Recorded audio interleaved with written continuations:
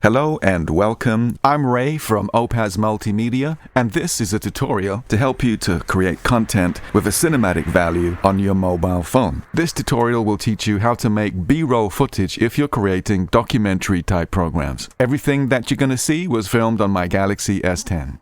We're going to start with an establishing scene featuring yours truly, and if you're still watching after 30 seconds, then hey, I will have achieved one of the two most important things about making film. Don't bore your audience. And the second one, of course, is don't confuse them. But that won't be my problem if you can't keep up. I'm going to show you two ways to achieve this scene, and we'll do an A-B comparison. So as we say in the business, action.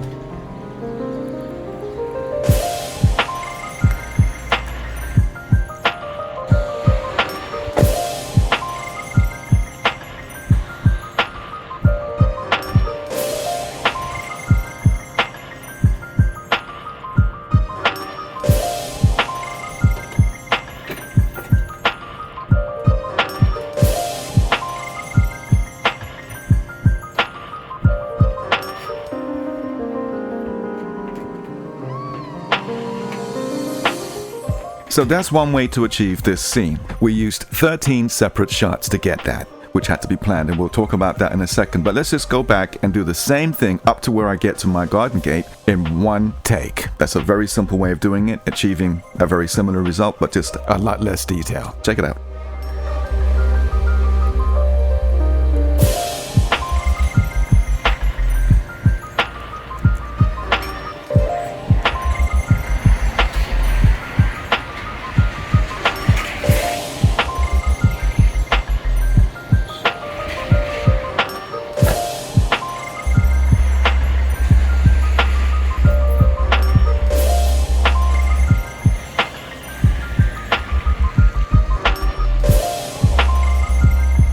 When you have a scene with lots of shots in it, you can get a really dramatic finish, but you have to be careful for continuity.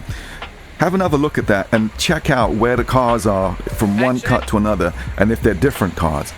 So the way around that would have been to absolutely make sure there are no cars passing me at any point while I was filming that scene. Also, take a look when I walk up to my studio in my garden. I'm opening the door, and when I go in, I turn the light on. But when I'm actually walking up to the door, the light is already on. So things like that, that's called continuity. Everything will come down to planning. Even though it's a very simple series of shots, I created storyboards, and this is what they look like. Obviously, drawn by a 4-year-old, but they just need to demonstrate the composition of each shot. The first storyboard is an external shot of my house. The second storyboard shows that the camera pans to pick up my car, pulling up outside my house. The third shot shows that I'm coming to a stop. The fourth shot shows that the camera moves around the back of my car, catching me opening the door and getting out. The fifth shot shows me walking around the back of my car. This one is shot from the front of my car. We cut to me using my key fob and a light showing that the lock is engaged. We cut wide to show me walking across the road on shot 7. On shot 8, we're filming behind me, head and shoulders, walking to my gate. On shot 9, we're cutting to the side angle of me walking along the side of my house to my back garden gate. We're going to skip me going through the garden because it's been slippery and I could literally fall in my fish pond, so we skipped that. That's not a good look. And we went to me opening my studio door from the outside. On shot 11, we go to an interior shot showing me opening the door and walking in. On 12, we pick up me walking to my lamp and turning it on. And we end on number 13, where I'm sitting down in my chair. So arguably that scene could have worked with just 3 or 4 shots, but I wanted to show you the process of creating as much valuable content as possible that you can boil down to make something work more efficiently. You might be judging it by dramatic effect or production value, like using this particular shot, which is just very beautiful, caught the sun, mist rolling down from the woods in the background. It's just a lovely visual asset. Typically, when you make a documentary, you're going to be interviewing people, and what you should be trying to film is content that will back up the narrative of those discussions. Now, I like to create what I call procedural content. Even when it came to my early animation videos for my label, or About Us videos for clients who I'm building websites for, it's just the way I like to approach things. And what that means is I'd like the material to have its own momentum, so it has a beginning, a middle, and an end. I like to think, even if you took out the dialogue of the interview and just saw the background footage, You should be able to follow the narrative just from seeing the material we've produced, like looking at a comic without reading it. So rule of thumb, create 3 separate sets of footage with individual emotional values and increasing pace. In Act 1, like in any movie, we're looking at establishing the characters and the environment. For example, give us some kind of hints as to where the story is going. Is it emotional, inspirational, dream big? Whatever it is, nail it. So here's the kind of thing that we will need for Act 1. The camera doesn't move too quickly. The story element here is pretty easy to follow, and we're establishing the character. We're getting a handle on where they live, what their environment looks like, and this material gives us a starting point as we follow them through their journey.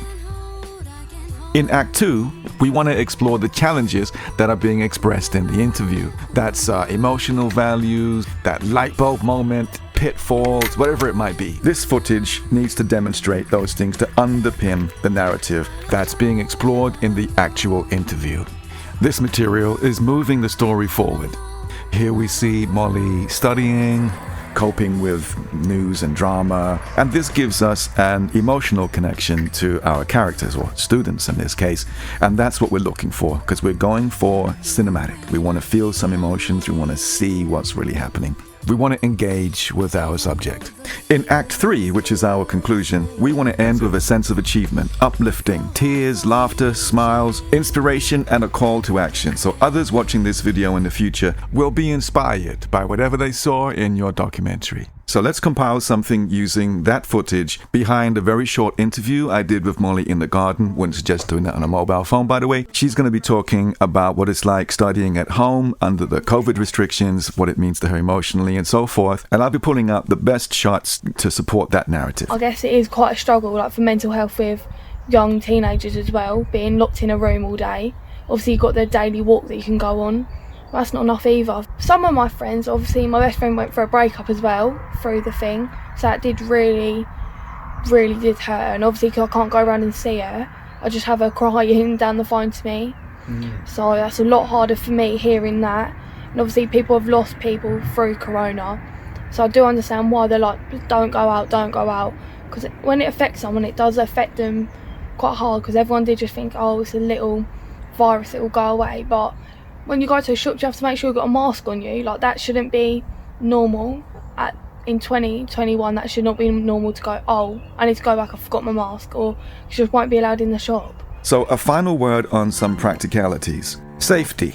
If you're filming in public, you're on a high street, be careful that you don't walk into a lamppost, fall off the pavement, or worse, under a bus. Take a friend with you, get them to put their hand on your shoulder so they can guide you along while you're filming if you're not looking where you're going.